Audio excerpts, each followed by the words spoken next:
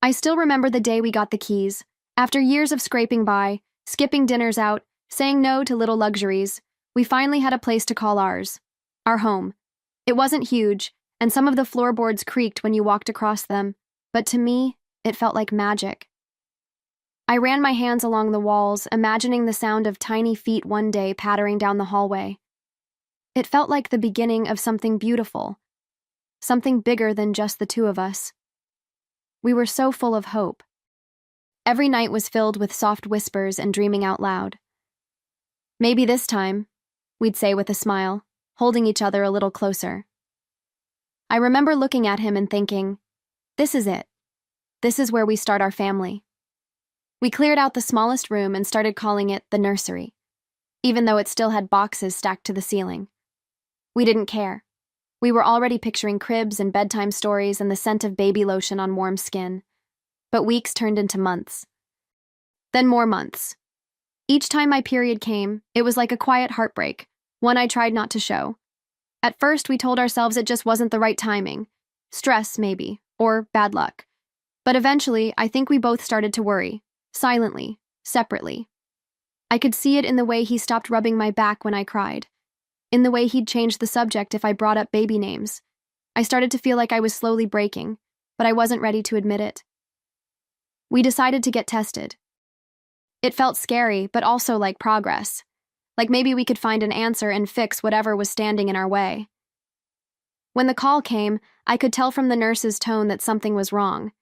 She told me I was infertile. Just like that.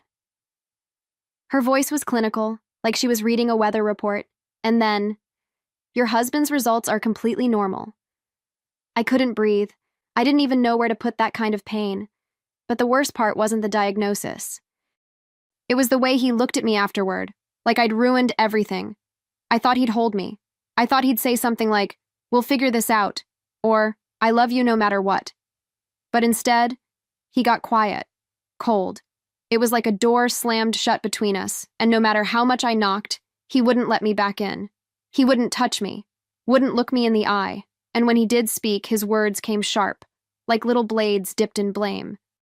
"What's the point of this house if there's no family in it?" he snapped one night. I felt my chest cave in. I begged him to talk, to sit with me and figure out a plan. Adoption, maybe, or a surrogate. I even suggested we take time, focus on us, rediscover what made us strong in the first place. But every idea I offered was met with silence or sarcasm. "I don't want someone else's kid," he finally said one night, tossing his keys on the counter like my heart wasn't splitting in half. I stood there, stunned. It wasn't just rejection. It was cruelty dressed up as disappointment. I started walking on eggshells around him, trying not to make things worse. I'd cook his favorite meals, even though he barely touched them. I'd ask about his day, pretending not to notice the new cologne or the way he hid his phone. He wasn't just pulling away, he was disappearing right in front of me. And no matter how tightly I clung to the memory of who he used to be, I couldn't stop the slow unraveling. I was losing the dream, and I was losing him. One night, I sat on the edge of the bed while he changed in the bathroom. I looked around the room, at the framed wedding photo on the dresser, the baby book still unopened on the nightstand, the little slippers we bought just in case. And I felt it deep in my bones. This wasn't just a rough patch. This was a breaking point. I had lost a dream, but what hurt even more was realizing I might have already lost him. After that night, everything felt different, colder, quieter. I'd wake up in the morning and stare at the ceiling, listening to him shuffle around without saying a word. No good morning, no kiss on the forehead, just footsteps. Like we were roommates in some painfully quiet arrangement. I started pretending, too, smiling when I didn't want to, nodding like I was fine, brushing off concerned glances from friends. I told myself, maybe this is just what marriage becomes. Maybe love fades. But late at night, when the world was still and my thoughts got loud, I knew better. Love doesn't vanish like that. It doesn't turn to ice over a test result. No, what we had was something else now. Something brittle and sharp. I started questioning everything. Did he ever really want a child? Or did he just want the idea of it? Did he love me or just the version of me that could give him what he wanted? I couldn't shake those questions. They stuck to me like damp clothes. There were moments when I'd catch him staring at nothing, jaw tight, fingers tapping. I'd ask if he was okay, but he'd just shrug or walk away. He was there, physically, eating dinner across from me, sleeping beside me. But emotionally, he was long gone. And still, I held on. Because that house, that dream, the nursery we never filled, it was more than just a wish. It was a promise. One I wasn't ready to let die. Not yet. Not like this. And maybe that's why I didn't see what was coming next. I was too busy trying to save what we had, too focused on keeping the dream alive, to realize that what I was holding on to might already be gone. At first I told myself it was just grief, that he was hurting too, just in a different way. I tried to be patient. I tried to understand. But the man I married was disappearing, and in his place, there was someone I barely recognized. He stopped coming home for dinner. Sometimes he wouldn't even bother texting. Other times, he'd come through the door with a sigh so heavy it made the walls feel thinner, and when he did speak, it wasn't with love. It was with disdain, like I'd become a burden. He started making little digs, always with that tone, the kind that cuts deeper because it's dressed up like a joke. "Maybe if you actually worked out," he said once, tossing his gym bag into the closet. Or, "Some women don't need doctors to get pregnant, you know." I'd laugh it off in front of him, but in the bathroom mirror later, I'd stare at myself until my eyes burned, picking apart every flaw, wondering if I'd ever feel like enough again. He didn't need to raise his voice. His silence was punishment enough. I still tried to reach him. I suggested therapy, offered to talk, really talk, to figure things out. I even brought up adoption again, hoping maybe this time he'd soften, but he just scoffed, rolled his eyes and said, "I don't want someone else's kid." As if the word "someone else's" didn't sting like betrayal. I stood there frozen, hands trembling, realizing I was alone in this. And maybe I had been for a while. That night, I sat in the living room after he'd gone out again. The lights were low, the silence thick, and I couldn't stop the thoughts. When did we stop being us? When did love turn into obligation, into resentment? I didn't have the answers, but I could feel something shifting inside me, something raw, something that wasn't quite anger yet, but was getting close. It wasn't long before the signs became impossible to ignore. Lipstick smudges on shirt collars. A receipt for a fancy dinner, for two, on a night he said he had a work meeting. Perfume that didn't belong to me lingering in the car. At first, I wanted to believe I was being paranoid, that maybe grief really does make you imagine things. But deep down, my gut already knew, and once that door opened, there was no closing it again. His phone became a secret vault. He used to leave it charging on the nightstand, never thinking twice. Now, it was always in his pocket or face down on the table.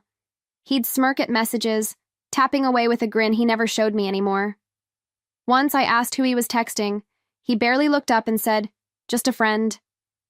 And the way he said it, so dismissive, so practiced, made something crack inside me. Not just pain, something colder, like the beginning of detachment. I didn't scream, I didn't accuse, I didn't even cry, not in front of him. Instead, I started collecting the pieces, quietly. Watching, noting the changes, how he'd come home freshly showered late at night, how he suddenly cared about his clothes again, how he always had a reason to leave when I needed him most. I was no longer his partner. I was the excuse he used to escape. And the truth, he didn't even try to hide it anymore. One night I made him his favorite pasta, the one I used to cook when we were first married. He barely touched it. He sat back in his chair, looked me dead in the eyes and said, "Maybe I need a real woman, one who can actually give me a child." My ears rang, my stomach turned, and for a moment I couldn't breathe. I stared at him, searching for something, regret, guilt, anything human. But there was nothing, just a stranger wearing my husband's face. That night, after he left, probably to see her or someone else, I sat on the kitchen floor, still in the dress I wore to try and feel attractive again. The pasta was cold on the stove. the wine untouched. I stared at the front door, half expecting him to walk back in and say it was all some cruel joke. But nothing came. Just the sound of the clock ticking and the hum of the refrigerator, like the house itself was holding its breath with me. I thought about who we used to be, how we'd dance in the kitchen even when we had no music, how he once said he couldn't imagine his life without me. And now, here we were. He couldn't even look at me without resentment in his eyes. I wanted to scream. I wanted to throw something, break a plate, cry into my hands like in those dramatic movies. But I didn't.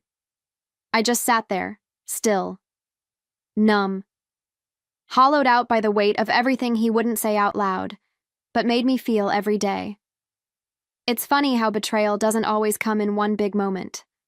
Sometimes it drips in slowly, word by word, glance by glance, until one day you realize you've drowned in it. I wasn't just heartbroken. I was humiliated, made to feel like my worth was tied to a womb, like love had conditions, expiration dates, and worst of all, I believed it. For a while, I really believed it was me who broke us. But something was changing inside me. It was quiet, but it was there. A flicker of strength I hadn't felt in months. Because in that silence, sitting alone in that dim kitchen, I realized something important. He might have shattered the dream we built together, but he hadn't destroyed me. And what came next would be mine to decide. The phone rang in the middle of the afternoon. I almost didn't answer. I was folding laundry, his shirts, ironically, and for a second, I considered letting it go to voicemail. But something in me said, pick up. Maybe it was instinct. Maybe it was fate. Either way, I answered, and that one small choice changed everything. The voice on the other end was hesitant, polite, but nervous. She said she was calling from the clinic, the fertility clinic. At first, I braced for more bad news. I thought maybe they were calling to offer counseling or recommend options. But then her tone shifted, just enough to make my pulse quicken. There's been a mistake, she said. Her words came slow, careful, like she was handling something fragile. She explained that there had been a mix-up. Files had been accidentally swapped with another couple's. My breath caught. I didn't even know what to say. And then she told me the real results. I remember standing perfectly still, like if I moved, the truth might vanish. She told me I was fertile, completely healthy. No issues at all. It was him, my husband, who was infertile. All this time, all the blame, all the shame, all the nights I cried into my pillow thinking I was broken. It wasn't me. It had never been me. I thanked her calmly, told her I appreciated the correction, and hung up. Then I just stood there, staring at the wall, feeling something inside me shift. But I didn't cry. I didn't scream. I didn't even tell anyone. Instead, I smiled. The first real smile in what felt like ages. Not because I was happy. No. It was something deeper, something colder. The kind of smile that comes when pain turns into clarity. Because in that moment, I realized he didn't just lie to me. He destroyed me with that lie. And now I had the truth. And the truth? That was power. I sat on the edge of the bed, my phone still in my hand, heart steady. Too steady. It was a strange kind of peace, the kind that settles in after a storm has already flattened everything. I thought about all the times he called me useless, all the times he walked out while I stayed behind trying to hold our marriage together with bare hands and hope. And now, I knew the truth. He wasn't just cruel, he was a coward. A coward hiding behind my pain. I thought about telling him right away, marching into the room, showing him the truth, watching his face crumble under the weight of it. But no, that would be too easy, too fast. He didn't deserve that kind of ending. What he deserved was something slower, something colder. I realized then that I didn't want an apology. I didn't want tears or promises or excuses. I wanted control. I wanted him to feel the weight of everything he'd thrown at me. Only this time, it would be real. So I said nothing.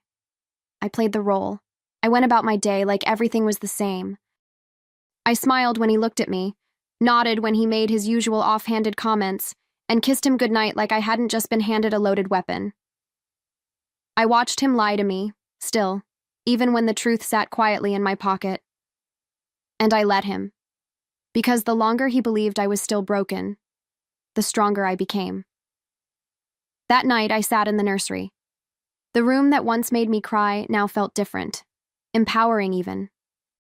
I ran my fingers along the edge of the empty crib and whispered to no one, "You're not broken. You never were." And for the first time in a long time, I didn't feel small. I didn't feel empty. I felt ready. Ready to stop surviving and start planning, because now I had a secret, and I knew exactly what to do with it. The next few days were almost surreal. He kept acting like nothing was wrong, like I was still the broken one, like he still held the upper hand. He'd come home late, lie about where he'd been, toss his jacket over the chair like I should be grateful he came home at all. And I let him. I smiled. I asked how his day was. I played the part so well, I almost convinced myself I was fine. But behind my eyes, I was already rebuilding everything he tried to destroy. Every time he touched me, I had to bite back the urge to pull away. Every time he smirked, every smug joke, every dismissive glance, I saw it for what it really was now. Insecurity, projection, weakness hiding behind arrogance. He hadn't just lied to me. He'd needed me to believe the lie so badly, he made it a weapon. But now that weapon was in my hands, and I wasn't planning to waste it. I started researching quietly, reading, making calls, setting appointments. He didn't notice. He didn't care enough to ask. He thought I was still grieving, still crushed under the weight of infertility. I could almost laugh at how confident he was, how blind. But I didn't laugh. I observed. I gathered strength, because I wasn't just going to walk away. I wasn't going to let him slither out of this with some story that painted him as the victim. No, I was going to show him who I really was. And the best part? He had no idea. Not a single clue. While he was off playing the role of the injured man, mourning a dream he never truly cared about, I was creating something real, something he'd never be part of. He broke my heart with a lie. And now, I was going to break his life with the truth. The first time I walked into the fertility specialist's office alone, I felt something I hadn't felt in months. Purpose. Not hope, not quite. Not yet. But purpose. A sense that I was moving forward, finally, on my terms. The nurse smiled and handed me a clipboard, and I took it with steady hands. I didn't explain why my husband wasn't there. I didn't owe anyone that story. This was mine now, just me. And whoever I might bring into this world. We started the process. Scans, tests, long talks with quiet-eyed doctors. I asked questions. I took notes. I followed every instruction like it was gospel. Not once did I hesitate. Every appointment felt like a brick laid in the foundation of a new life, one that didn't rely on anyone else's permission. I chose a donor carefully, thoughtfully. Not based on looks or status, but on something deeper. Kindness in the notes he left behind, a gentle spirit I hoped my child might inherit. At home, I played the grieving wife. I moved through the house like a ghost with mascara on. I let him believe I was still mourning, still aching for a dream that had died. And in a way, I was. But what he didn't know was that from those ashes, something stronger was already growing. He kept cheating, kept lying, kept underestimating me. And I let him. Because the best plans are born in silence, and mine was nearly complete. Weeks passed. Then came the nausea, the exhaustion, the subtle swell of something new inside me. I stood in the bathroom staring at that tiny pink line, and this time, I smiled without pain. No shame, no fear, just truth. I was pregnant, and the child growing inside me, chosen, loved, wanted, not by him, by me. I waited a few more weeks before I told him. Let the signs build naturally, the morning sickness, the cravings, the small changes he didn't bother to notice. He was so caught up in his double life that mine became invisible. That worked in my favor. When I finally sat across from him at the dinner table and said softly, "I think I'm pregnant," I watched his face twist into something almost grotesque. It was confusion, fear, and something else. Disbelief. All clashing in real time. He laughed at first. A short, breathy laugh, like I'd just told a bad joke. "That's not possible," he said. His fork clattered onto the plate. I tilted my head, played the part, and said maybe it was stress. Maybe the doctor had been wrong. "Maybe it's a miracle," I whispered. His hand started to shake. He asked to see the test. I showed him. He asked when I found out. I lied. I made my voice tremble, pretended to be just as confused as he was. And the more I leaned into it, the more unraveled he became. He started pacing, asking questions I didn't answer, suggesting possibilities I pretended not to understand. He even mentioned going back to the clinic, just to make sure. I told him maybe it didn't matter how. Maybe we should just be grateful. I watched his jaw clench, his eyes darting around the room like he was trying to anchor himself in a reality he could no longer control. That was the moment I knew. I had turned the tide. The man who once made me feel powerless was now completely adrift. But I didn't gloat. I didn't say what I really wanted to say. You don't get to ruin me and still walk away whole. Instead, I rubbed my stomach gently, like I was already protecting the life inside me, and in that moment, I wasn't pretending anymore. This wasn't about revenge. It was about reclaiming my story and making sure he would never again have the power to write a single word of it. After that, everything shifted. Not just for him, but for me. I felt stronger with each passing day. Each kick, each flutter, each sleepless night reminded me that something real was taking root, something pure.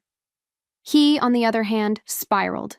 He started drinking more, snapping at small things, watching me like I was a puzzle he couldn't solve. I could see it in his eyes. He was terrified, not of the child, but of what that child meant. Because somewhere deep down, he knew the truth. He just didn't have the courage to face it. He tried to regain control, suggesting we see a counselor, asking to come to my appointments. Too little, too late. I kept smiling, kept playing the role of the confused, hopeful wife. I'd hold his hand and nod, pretending I didn't see through him. But every time he looked away, I felt the baby move, and I'd place my hand over my belly like a secret. This wasn't his redemption story. This was our beginning, mine and my child's. At night, he'd lie beside me, quiet and restless. I could almost hear the questions racing through his head. Was the baby his? Could it be? Should he confess to everything? The affairs? The cruelty? The lies? I never gave him answers. I let the silence grow. I let the mystery eat at him. And each time he searched my face for the truth, I gave him the same look he once gave me. Unreadable, detached, cold. Funny how easily the roles reverse when the truth changes hands. And that was the beauty of it. He didn't know what was worse, the fear that the child wasn't his, or the terrifying possibility that it somehow was. And as he unraveled, I only grew steadier. Because while he clung to a version of the past he could no longer control, I was already holding the future in my hands. The day my son was born, the world felt quiet. Not the kind of silence that screams, the kind that settles, like a final note at the end of a long, dissonant song. He was perfect. 10 fingers, 10 toes, strong lungs, and soft brown eyes that made my breath catch. I held him close, memorizing every inch of him, and I whispered, "You are everything." He didn't know it yet, but he'd already saved me. Not because he completed me, but because he reminded me I was never incomplete to begin with. My husband, or rather the man who still wore that title, hovered at the edge of the room like a shadow. He held the baby once, just once.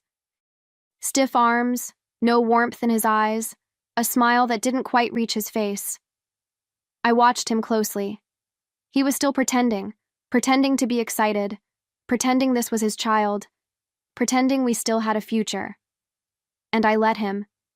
Because every minute he lived in that lie, I held the power a little longer. He started acting different after that.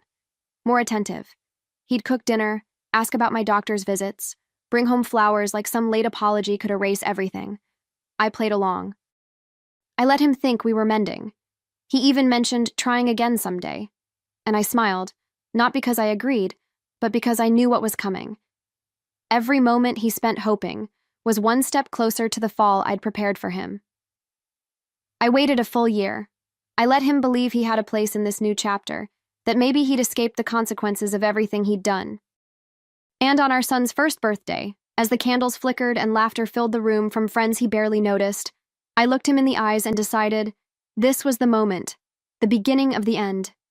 He didn't know it yet, but by the time the cake was gone, so would his place in our lives. After the guests left and the balloons began to sag, I found him alone in the kitchen, sipping a beer, looking too comfortable for someone about to lose everything. I walked in, calm, steady, holding a small envelope in one hand and divorce papers in the other. His smile faded the second he saw my face. I said his name softly, almost gently, and he looked at me like I'd said something foreign. "We need to talk," I told him. And then, finally, I told him everything. I told him about the call from the clinic, about the mistake, about how he was the one who was infertile all along. I watched the blood drain from his face, watched him reach for a chair like the truth physically knocked the wind out of him. He stammered, asked if I was sure, as if I'd somehow misheard the voice that gave me my life back. Then I told him about the donor, about the appointments, the decisions, the pregnancy. Alone, by choice, without him. He went from pale to red in seconds. Anger flared. His voice rose, hands clenched. "You tricked me," he said. "You humiliated me." I just shook my head. "No," I replied. "You did that all by yourself." I slid the divorce papers across the counter, slow and final. "You lost me the moment you decided I wasn't enough." He stood there, stunned, a man who built his identity on power, now watching it crumble in real time. But I wasn't done yet. I opened the envelope and showed him the evidence, printed screenshots, photos, timestamps, months of his affairs, the verbal abuse, the moments he thought were invisible. I documented everything. And now it was going to court. His reputation, his pride, his carefully curated image, all of it, exposed. He opened his mouth to speak, but there was nothing left to say. He looked like a man who just realized the fire he started had finally reached him. He packed in silence. No shouting, no bargaining, no last-ditch pleas. Just the dull sound of drawers opening, clothes being folded, the occasional clink of metal as he shoved his life into a suitcase. I stood in the doorway with my son on my hip, steady as stone. The same house he once said wasn't worth anything without a child in it, now echoed with the quiet breath of the child he'd never be allowed to call his own. That irony? I savored it like a final note of music I'd been waiting a lifetime to hear. As he walked toward the front door, he paused, right beneath the nursery light we once chose together. I wondered, for a moment, if some flicker of remorse would show in his eyes. But no, just bitterness. The kind that comes when someone realizes too late that their lies cost them everything. The baby in my arms stirred, resting his head against my shoulder. I kissed his hair gently and whispered, "You're safe now." Because we were, truly. The divorce moved fast. The house was in my name. I made sure of that early on. My lawyer had everything he needed, the documentation, the evidence, the timeline. He tried to fight it, of course. Men like him always do. But the court saw through him. They always do, eventually. He lost everything he thought he controlled. The home, the narrative, the illusion. And I walked away with something far more powerful. Freedom, clarity, and a future built on truth. Sometimes people ask if I regret anything. If I ever miss him.